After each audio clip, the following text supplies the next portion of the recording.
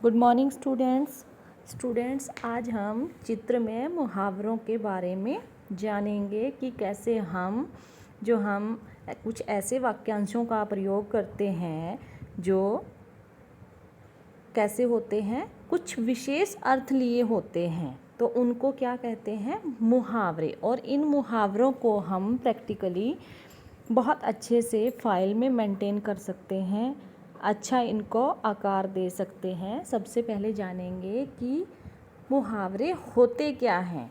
मुहावरे क्या है कि कुछ ऐसे वाक्यांश यानी कुछ वाक्यों के अंश जो अपना सामान्य अर्थ ना देकर कोई विशेष अर्थ देते हैं। कि मुहावरा जो है ऐसे शब्दों का समूह है जो अपने साधारण अर्थ को छोड़कर किसी विशेष अर्थ को प्रकट करता है, अर्थात जो वाक्यांश अपने सामान्य अर्थ को छोड़ते हुए विशेष अर्थ को प्रकट करते हैं, मुहावरे कहलाते हैं। और मुहावरों से क्या होता है, भाषा जो है वो रोचक बनती है, अच्छी बनती है, सुंदर लगती है और किसी भी बात को अधिक प्रभावशाली ढंग से मुहावरों के द्वारा ही कहना संभव है। आगे देखिए कि देखो ऊँट का चित्र बनाया हुआ है मैंने और उसके साथ लिखा है ये ऊँट के मुंह में जीरा। ये कहावत है, मुहावरा है जिसका अर्थ है अधिक आवश्यकता में कम वस्तु मिलना। यानी कि ऊँट जो है इतना बड़ा है, अगर उसका मुंह इतना बड़ा है, अगर हम उसके मुंह में जीरा डालें तो क्या ऊँट को कुछ पता चलेगा? नहीं, ना के बराबर है। तो अधिक आवश्यकता में कम वस्तु मिलने को हम कह सकते हैं कि ऊँट के मुंह में जीरा। वैसे ही देखिए दूसरा चित्र देखिए, जिसकी लाठी उसकी भैंस। यहाँ पर देखिए कितना क्रिएटिव बन गया है। एक चित्र भैंस का लगाया हुआ है और एक मनुष्य हाथ में लाठी लिए हुए हैं। तो इसका क्या अर्थ है, जिसकी लाठी उसकी भैंस, शक्तिशाली की ही विजय होती है। आगे देखिए कि ये चिराग का एक बनाया हुआ है, यहाँ पर फोटो तस्वीर बनाई हुई है कि चिराग तले अंधेरा। तो ये मुहावरा है और ये कुछ विशेष अर्थ लिए हुए हैं। विशेष अर्थ कैसे कि दूसरों को उपदेश देने वाले व्यक्ति का अच्छा आचरण ना करना। वैसे ही आगे देखिए पाँव में बेड़ी पड़ना। अब इस चित्र के माध्यम से देखिए कि पाँव में बेड़ियाँ पड़ी हुई हैं, ठीक है। तो बेड़ी जब पड़ जाती है तो आदमी क्या होता है, बंधन में बंध जाता है। तो पाँव में बेड़ी पड़ना का क्या अर्थ है, विशेष अर्थ क्या हुआ, बंधन में बंध जाना। वैसे ही आगे देखिए ये वृक्ष बनाया हुआ है तिल का। तिल क्या होता है, बहुत छोटी वस्तु, और ताड़ यानी ये जो पेड़ है ये बहुत बड़ा, यानी तिल का ताड़ बनाना का अर्थ है छोटी बात को बढ़ा चढ़ाकर कहना। और ये जो मुहावरों के माध्यम से ही जो है विशेष अर्थ को हम व्यक्त कर सकते हैं। तो ऐसे ही हम बहुत क्रिएटिव बना सकते हैं चित्रों के माध्यम से। कोई वर्किंग चार्ट भी हम बना सकते हैं दूसरे पेपर की कटिंग कर, ठीक है। आगे देखिए आँखों का तारा होना। अब देखिए आँख का कितना अच्छा जो है यहाँ पर पिक्चर बनी हुई है, आँख का तारा होना। क्या आँखों में कोई तारा होता है? नहीं, क्योंकि यह विशेष अर्थ लिए हुए है कि बहुत प्यारा होना।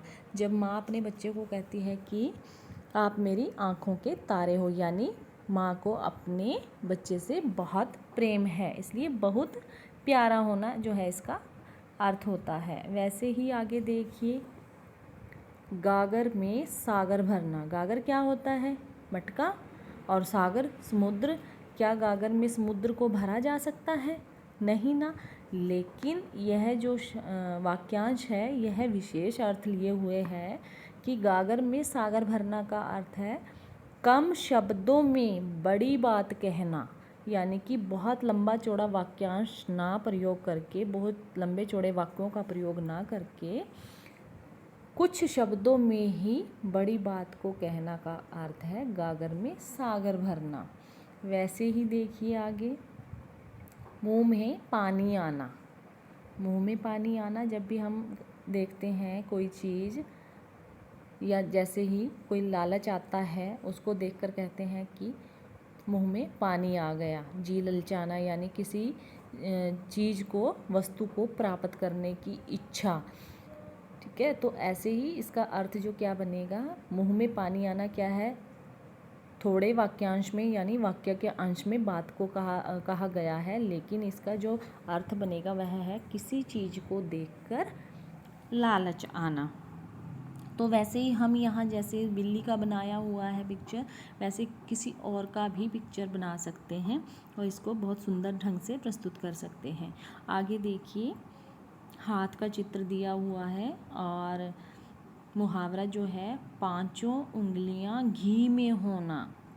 तो पांचों उंगलियां घी क्या है, एक अच्छी चीज़ है, खाने की खाद्य पदार्थ है और इसे अमृत भी कहा गया है। 5 अमृतों में घी का विशेष महत्व है। तो इसका क्या अर्थ है, पांचों उंगलियां जो हैं घी में होना, सब तरफ से लाभ होना, यानी कि कहीं से भी कोई नुकसान नहीं होना, हर तरफ से लाभ ही लाभ मिलना। वैसे ही आगे देखिए, एक अनार 100 बीमार, ये मुहावरा है।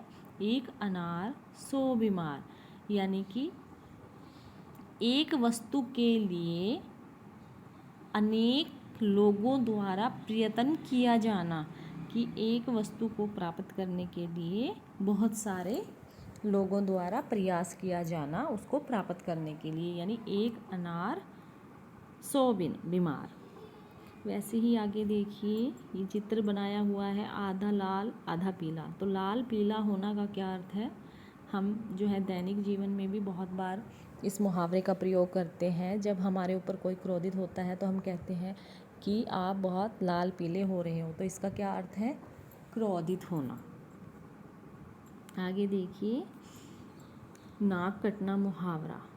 क्या वास्तव में नाक कटती है? नहीं, लेकिन नाक कटना एक फीलिंग है और इसका क्या अर्थ है, बेइज्जती होना।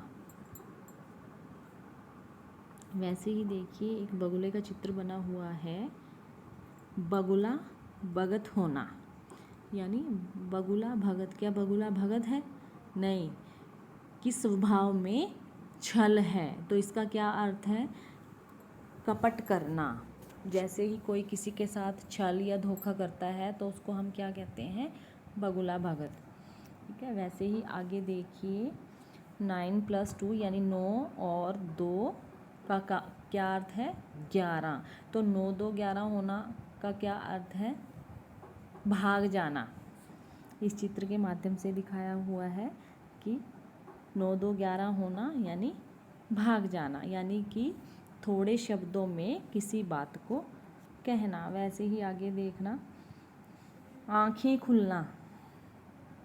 आँखें खुलना, वैसे तो रोज़ ही आँखें खुलती हैं, सुबह उठते हैं, लेकिन आँखें खुलने का कोई विशेष अर्थ क्या होगा कि जब हम कोई कार्य करते हैं, कोई काम करते हैं, कहीं आते हैं जाते हैं, अगर हम एक्टिव होते हैं, सचेत होते हैं, तो उसको हम आँखें खुलना कहते हैं, यानी कि सचेत होना।